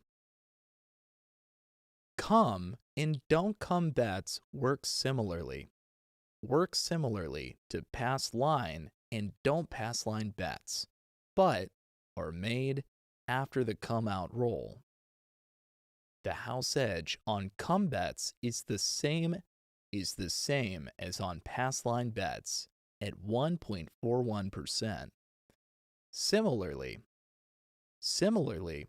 the house edge on don't come bets mirrors that of don't pass line bets at 1.36%. These bets are popular among players who like to make multiple bets during a game, as they offer the same favorable odds as the original pass line and don't pass line bets.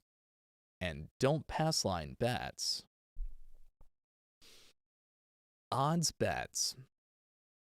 One of the best bets you can make in craps is the odds bet, which is placed in conjunction with a pass line, don't pass line, come or don't come bet after a point has been established. The great advantage of odds bets is that they have no house edge, none at all. This means that the casino has no built-in advantage on this bet. This means that the casino has no built-in advantage on this bet, and it pays out at true odds. For example, if the point is 4 or 10, for example, if the point is 4 or 10, the true odds of rolling a 4 or 10 before a 7 are 2 to 1. The payout for an odds bet on a point of 4 or 10 is also 2 to 1, which is why there is no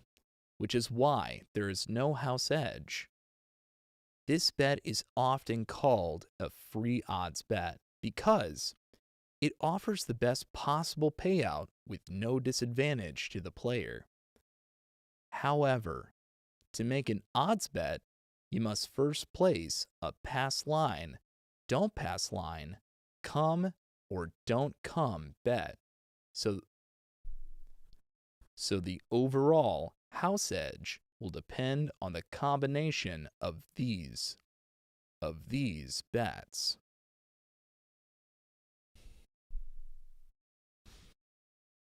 Place bets. Place bets are another common type of bet in craps, where you can bet on specific numbers 4, 5, 6, 8, 9, or 10 being rolled before a 7. The house edge on place bets varies depending on the number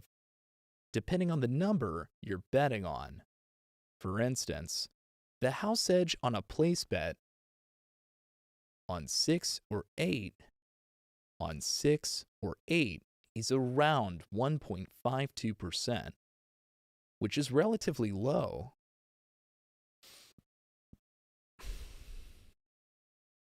However, the house edge increases for place bets on other numbers such as 4 or 10, 4.76%, and 5 or 9, 4.00%. Because the house edge varies, it's generally recommended to focus on place bets.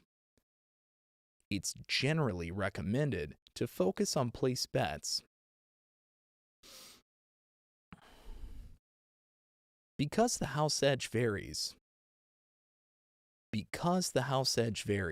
it's generally it's generally recommended to focus on place bets with the lowest house edge, such as 6 or 8 or 8.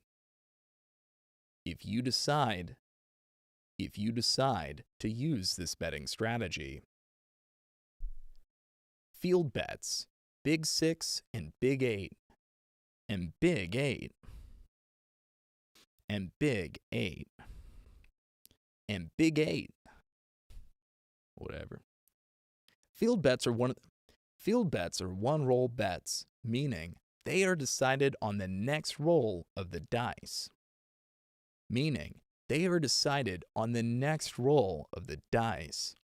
If you win, the shooter rolls a 2, 3, 4, 9, 10, 11, or 12.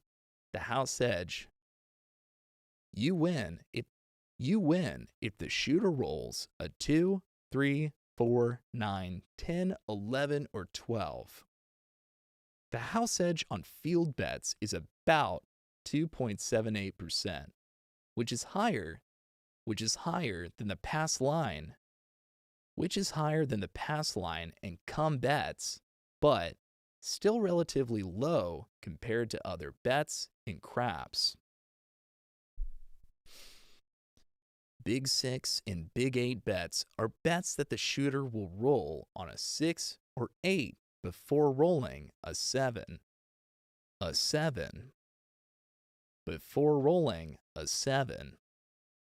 However, these bets carry a significant house edge of 9.09%, making them less favorable to other betting options. Due to the high house edge, it's usually advised to avoid Big 6 and Big 8 bets, and instead opt for a place bet on 6 or 8, which offers a lower house edge.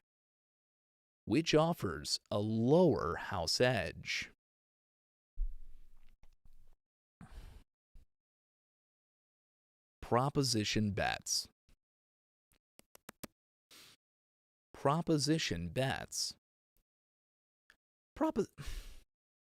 Proposition bets are some of the riskiest bets in craps, with house edges ranging from around 9 to as high as 16.67%.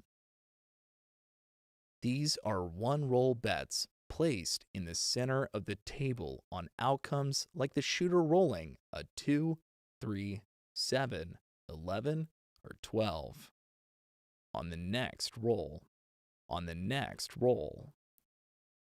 Due to the house edge, these bets are considered sucker bets, and are generally avoided by experienced players who prefer to stick with bets that offer better odds. Understanding the house edge is crucial for making informed decisions at the craps table. While the game is designed to favor the casino by choosing bets with a lower house edge, you can maximize your chances of walking away a winner. Stick to the bets with the most favorable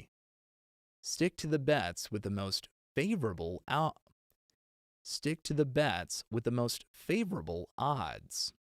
Manage your bankroll carefully,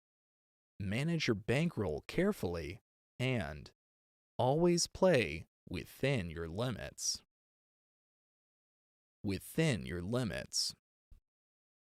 With this knowledge, you're now better equipped to take on the craps table with confidence. Why the house edge matters for beginners. For anyone new to craps or casino games in general, understanding the concept of the house edge is critical.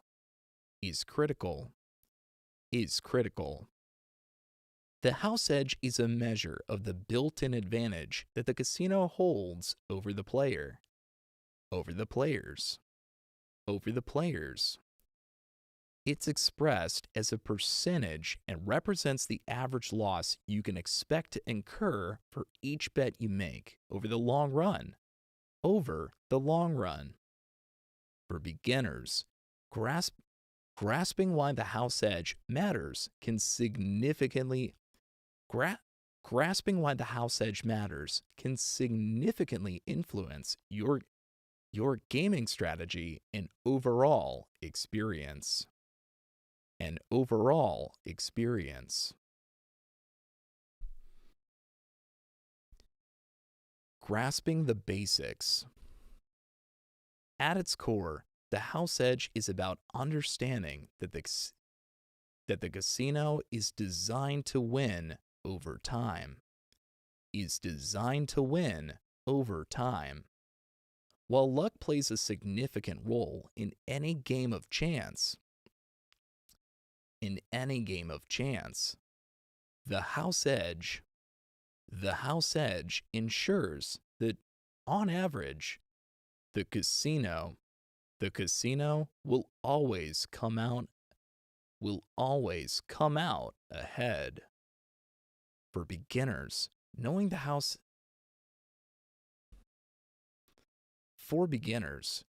house edge on different bets can help you make more informed choices. Can help you make more informed choices and avoid bets that are less favorable.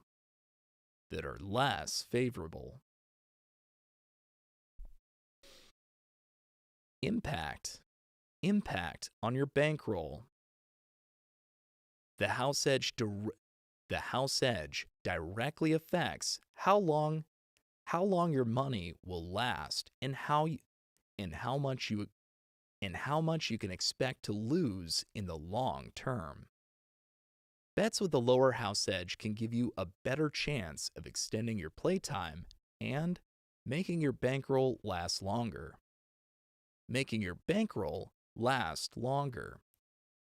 For example, pass line and don't pass line bets in craps have a relatively low house edge, making them more advantageous for beginners.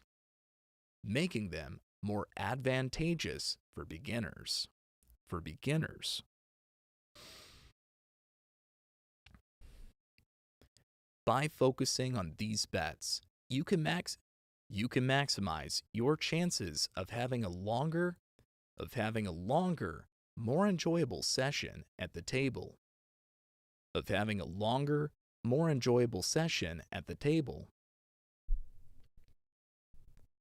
Making strategic decisions.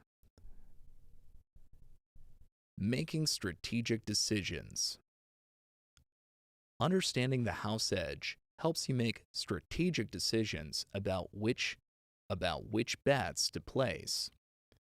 Bets with a higher house edge are riskier and tend to result in more significant losses over time. For instance, proposition bets in craps have a much higher house edge compared to pass line or come bets. By avoiding bets with a high house edge, you can minimize your potential losses and make your gameplay more effective. Managing expectations. For beginners, it's essential to manage your expectations about winning and losing. Knowing the house edge helps you set realistic goals and avoid the pitfalls of chasing losses or making impulsive bets. It provides a clearer understanding of the odds and helps you approach the game with a balanced perspective. with a balanced perspective. Recognizing that no bet can eliminate the house edge means you can focus on making strategic choices rather than hoping for luck, rather than hoping for luck to swing in your favor. Rather than hoping for luck to swing in your favor.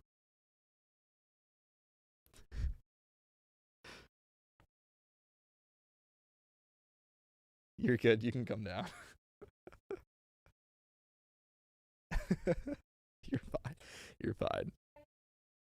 You're totally good. I appreciate you.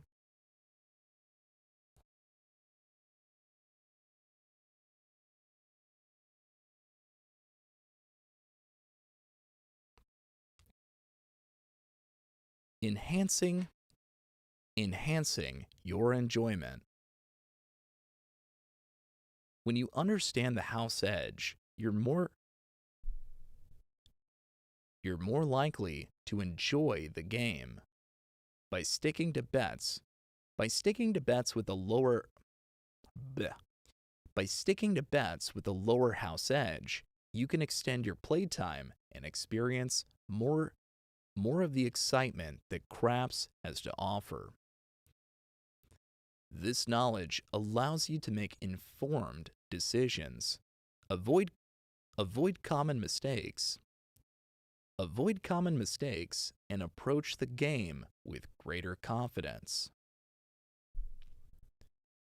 Building a solid foundation. Building a solid foundation. For beginners, learning about the house edge is an integral part of building a solid foundation in craps. It's not just about understanding how the game works.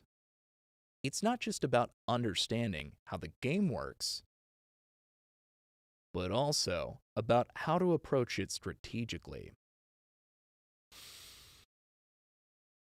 By choosing bets with a lower house edge and managing your bankroll effectively, you set yourself up for a more successful and enjoyable gaming experience. In summary, the house edge is a fundamental concept that every beginner should understand. It affects your bankroll, influences your betting decisions, and helps you manage your expectations. By focusing on bets with a lower house edge and making strategic choices, you can enhance your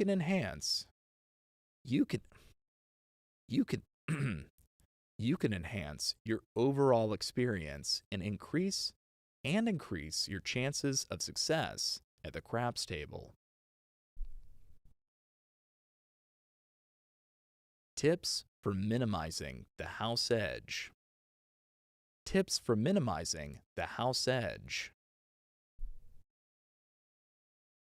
Minimizing the house edge is a crucial strategy for enhancing your chances of winning in craps.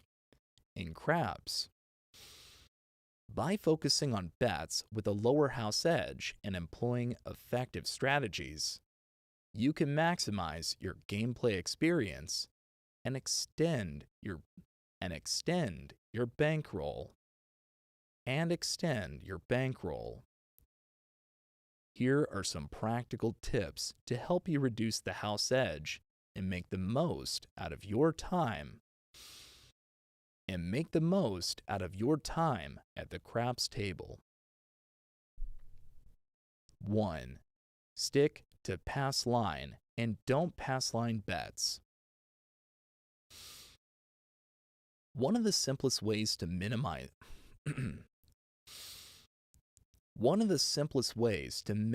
the house edge The house edge is to focus on the pass line and don't pass line bets. These bets have some of the lowest house edges in the game, around 1.41% for pass line bets and 1.36% for don't pass line bets. For don't pass line bets. For don't pass line bets. By making these bets, you're engaging in the most favorable wagers in craps, which significantly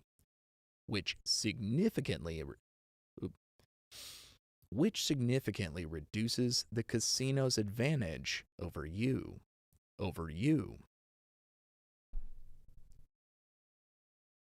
2.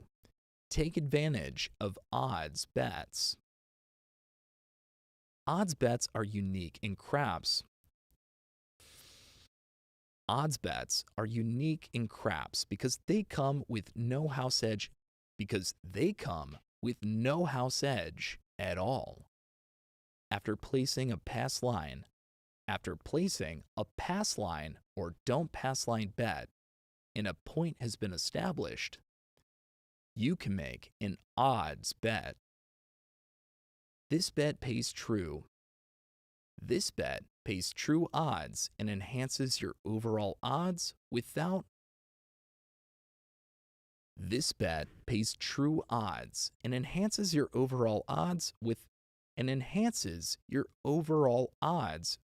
adding any extra house edge.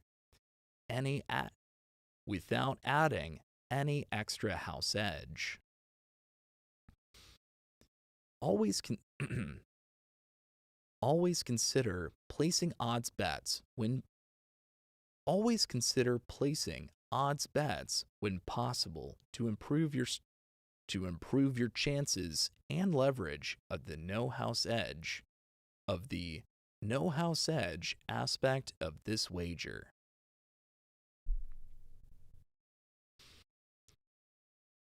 3. Avoid proposition bets.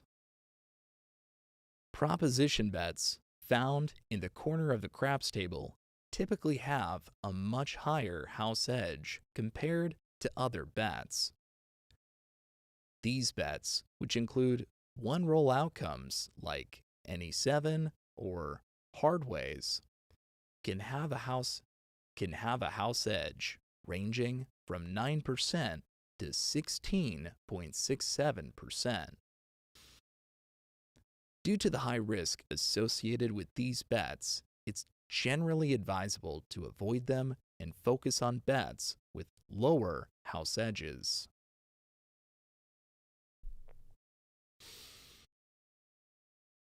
4. Understand field bets. Understand field bets. Field bets are another area where the house edge can vary. While field bets have a house edge of approximately 2.78%, which is better than many proposition bets.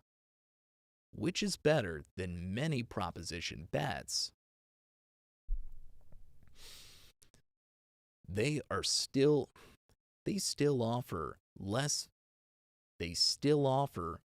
favorable odds compared to pass line and odds bets. Use field bets sparingly and be aware of their limitations in terms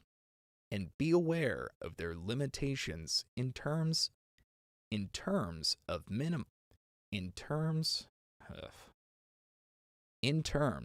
minimizing the house edge.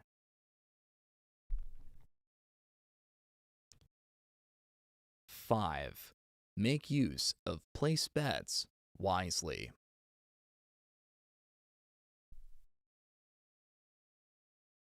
Place bets allow you to bet on specific numbers being rolled before a 7. The house edge varies depending on the number you choose. place bets on 6 and 8 offer a relatively low house edge of around 1.52%, while bets on 4 and 10 while bets on 4 and 10 carry a higher house edge of 4.76%. Carry a higher house edge of 4.76%. When placing place bets, opt for 6 and 8 to opt opt opt for 6 and 8 to minimize the house edge and enhance your chances. 6. Manage your bankroll. Effective bankroll management is essential for minimizing the impact of the house edge. Set a budget for your session and stick to it. Avoid increasing your bets recklessly or chasing losses, as this can quickly erode your bankroll. By managing your money wisely, you can ensure that you're able to play longer and make more strategic decisions, ultimately reducing the house edge's impact on your overall gameplay.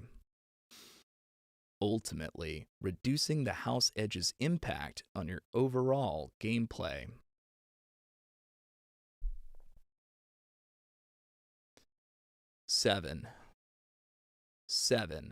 Utilize betting systems strategically.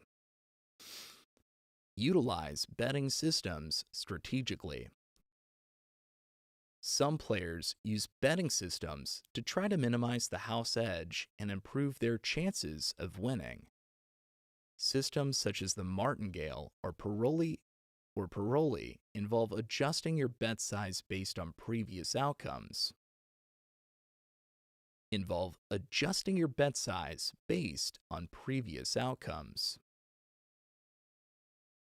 While these systems don't change the house edge, they can help you manage your bets more strategically. Be cautious and understand that no system can guarantee the house edge entirely, but can be used to enhance your overall strategy.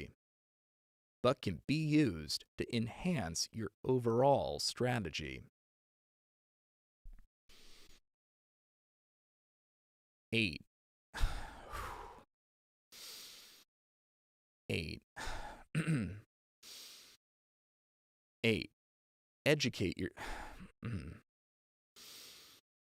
8. Educate yourself continuously.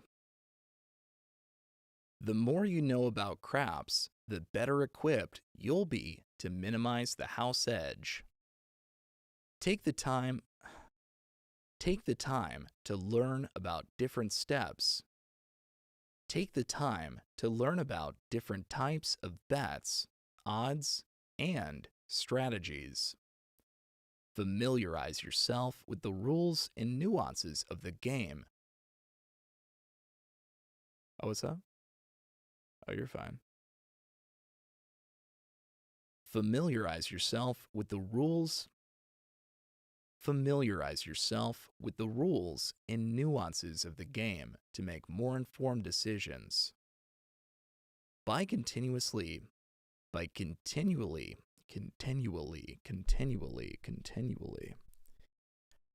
continually educating yourself, you can make smarter choices and improve your overall gaming experience. By following these tips, you can effectively reduce the house edge and make the most of your craps experience. Focusing on bets with a lower house edge, managing your bankroll, and staying informed will help you will help you maximize your chances of success and enjoy your time at the blackjack table. And enjoy your time at the blackjack isn't even on there. And enjoy your time at the table. And enjoy your time at the table. Dude. Oof. My fucking voice. Oh.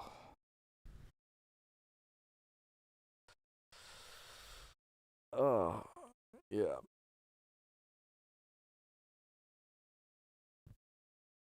Oh, we did it. We did it. We did it. We're at the end. We're at the end. We made it. Ghost high five, everybody. Ghost high five. Ghost high five. Because I'm translucent. You can barely see me. Ghost high five. I love you. Thank you so much for tuning in, guys. I appreciate that. Thank you, everybody.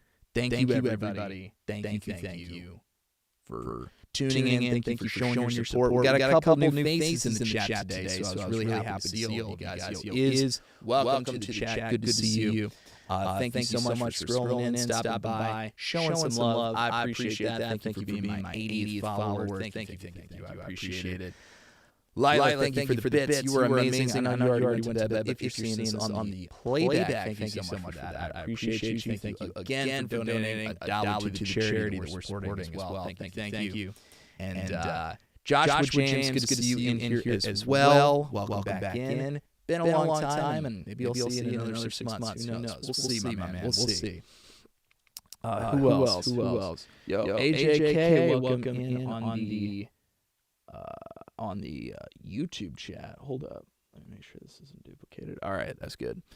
Thank you so much for popping in onto the YouTube chat. Appreciate that. We got some representation over on YouTube. Thank you. And Kirsten for popping in earlier. Thank you so much. Appreciate you showing some love. Hello. And thank you for watching. Thank you for everyone tuning in to the rebroadcast as well. The playbacks. I always see the playback. Playback's getting some love with as much as 30 to 50 views sometimes. So you guys are awesome. I appreciate that. Thank you for tuning in. If you're watching on the playback, I appreciate you. And what else? And I think that's it. I need to rest my voice. I need this poor little voice needs to take a slumber and stop talking. Stop yapping. This yapper needs to stop yapping. Japanese. Fluent in it. Am I right, ladies?